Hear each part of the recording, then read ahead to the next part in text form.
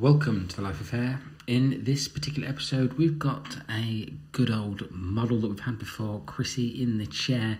Now, Chrissy has done all sorts of things to her hair here on the channel, but in this particular episode, we're going to do something a bit more natural. We're going to do her little money piece, and usually we do her hair fairly cool, but we're really going to warm it up today. So we'll talk about what we're going to do as we go through. But let's talk about the technique first. We're going to do a highlighting technique to start with. And we've taken a section that's a big curve, as you've seen there, that starts about 1 centimetre or roughly a finger's width back from the hairline and then curves round down and to the back of the ear. And the very first section we're going to take in this particular instance is a slice section. Now, Chrissy's got some previously pre-lightened hair going through, so we're going to be very careful as to not overlap those ends and create ourselves any further damage. The other thing that has happened since I've seen Chrissy is she's topped her roots up many times because she is a hairdresser, so she's done that herself, and that creates obviously more of an ombre style look from the hair. Now, I did neglect to take some before pictures for some reason, but I think you get a reasonably good idea of how it is. It's got some lightness towards the end, and it's about a level 8 here on the root area. Now, what I'm using is blue powder bleach with 10 volume here through these side areas, because this hair is quite fine, quite delicate, and I don't want to over process this hair, so I'm using a lower volume because of that. And then the first 2 sections are very, very close together, and then this third section is a weave section, and I'm just using a regular weave here, nothing super fine. I'm back away from the hairline, so it doesn't make a huge amount of difference to the overall effect.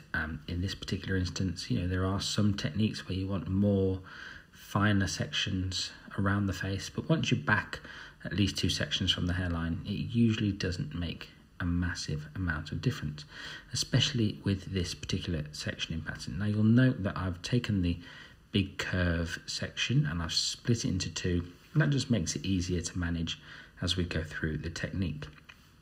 Now, these money piece techniques have risen in popularity, as I'm sure you are all aware, but I think they had reasonably mixed reviews when they first came out. I think they're incredibly useful techniques, especially for your clients that like to have a money piece around the face, or they were like a T-section client and they want that kind of slightly brighter look around the front and the top of their hairline. So this is really what I would now use for a T-section, for example.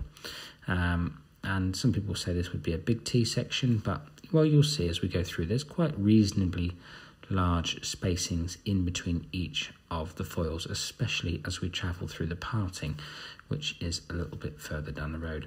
Now, Chrissy's got a reasonably high percentage of white hair that was the roots were coloured about a few weeks before she came in. She had about 1 inch of regrowth, so we'll be tackling those at the same time, and I'll talk to you about colour formulation and colour usage as we get through to that point, you know. And obviously there's various different things to factor in. She's got a much cooler level 8 beige colour that is previously been painted on. She's obviously got a root area, so we've got to think along the lines of how we might tackle that, those 2 different colours, and how we also might put a little bit more warmth and dimension through the ends. As I said previously, it's looking more like an ombre, so we want to kind of turn it back towards more of a balayage look. Now, again, through this top section, we're taking that very, very first section, bang off the hairline, slicing that section, taking the next section behind it, and I'm weaving here. And this is a very fine section indeed, so I'm using a weave just to ensure that it's not too chunky around the face. It's really, really important to bear in mind that, you know, you've got to judge it on the texture of the client's hair. It's no good saying, well, I'm going to use the same money piece technique for every single person forever and ever, amen. You've got to think about it like you would a balayage technique.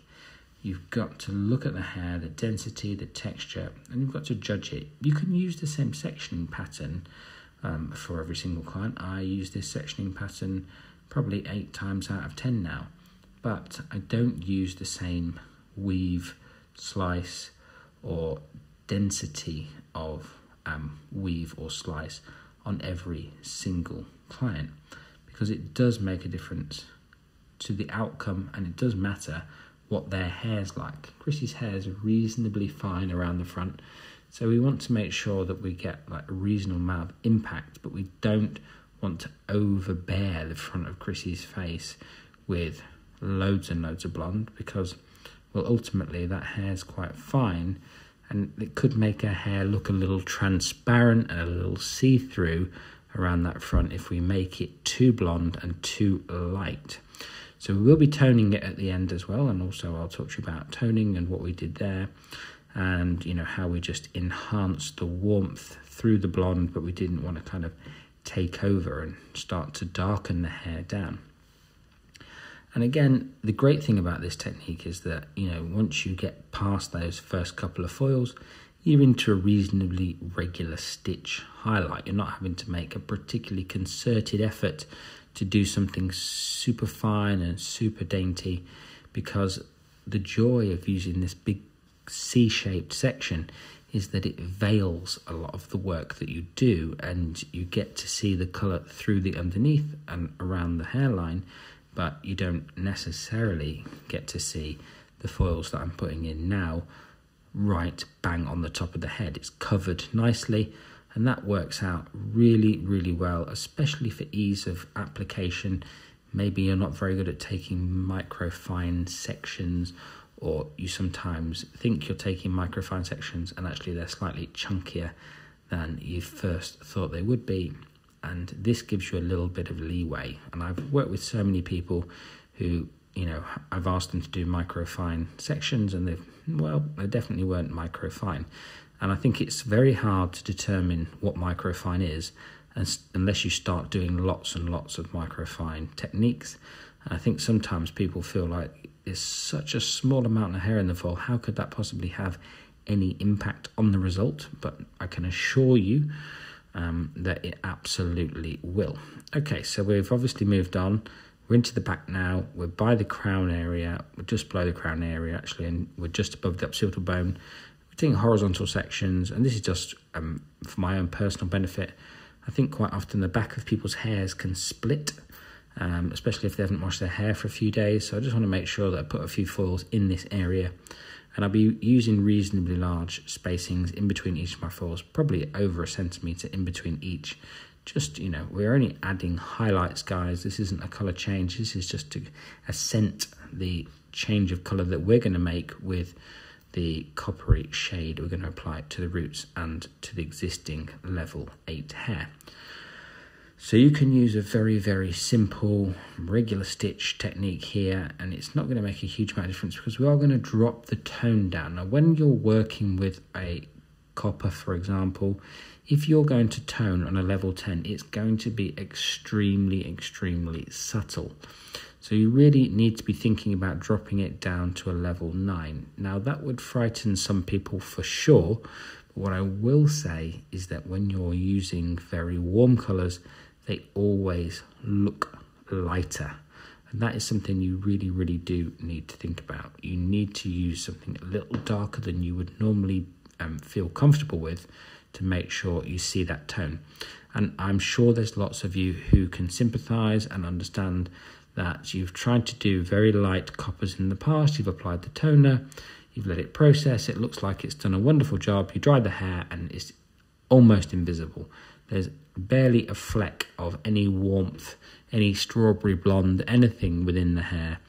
You do need to drop it down a little bit darker than you would normally. A bit like when people want their hair silver or grey. If you're toning on a level 10, you tend to get white platinum results. You actually need to drop it down to a level 9.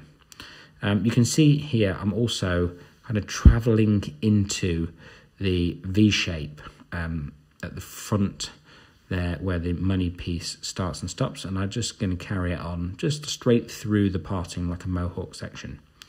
Now we've got our root colour here. I'm just going to apply it to all the roots all throughout the head. I'm not going to show you that because it would be way too long and I'd bore you to death. But what I've done, Chrissy's about 50% grey and 50% natural. I've used a mixture 50-50 of 7C plus 7N natural. And I've just taken that through, and then through these end sections I'm just taking very chunky weaves, low light pieces of just 7C or 7-4 depending on the range that you use. Now when we do this on a 7 it's going to be much brighter and it's going to be much stronger, but because we're not doing many pieces, those pieces are going to create a bit of pop and a bit of dimension, so we're going to create a balayage type of effect through these mid-lengths and ends, but we're going to also utilize the tone to create a little bit more of an interest going through and over this blonde. It's going to be quite punchy going over those blonder ends as well. So that's something to bear in mind. Now I do this alternate sides as I work up, so left, right, or right, left. It doesn't really matter. And I always do fairly chunky weaves. So the section that I take is probably about 1 centimetre to like 1 inch in depth. We weave it out and we pull that product through, and I blend it into the root colour as well. So I pull some of the root colour down towards the new really bright copper shade that we've got going on through these mid-lengths and ends. Working up the way through in between each of the foils, and obviously it's up to you how many pieces you put in at this point. I've actually put one in every other foil, so I've not put loads and loads in. I've kind of left a gap in between each of the foils just to ensure that I'm 100% confident that I'm not going to create a very, very bright, strong orange effect through the top of the head. And then through these side sections, not many pieces at all, just a diagonal backwards section. Picked up a couple of strands of hair, took them quite chunky, made sure that I was happy with the contrast that I was going to create. That's one thing that you want to do when you're doing this. You want to see how that hair is going to live, how it's going to fall, and make sure that you're completely confident and comfortable before you apply the colour. That's something that I find a lot when people are doing techniques like this.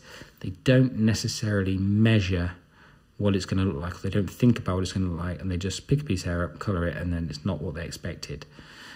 Once we've done all that, once we've done those kind of low light sections, we're going to go back in between each of the foils now and just use my fingers to feed the product down and kind of stretch it down so that we get a nice, beautiful, seamless effect in between each of the foils. I'm not going to be putting any low light colour in between any of these foils.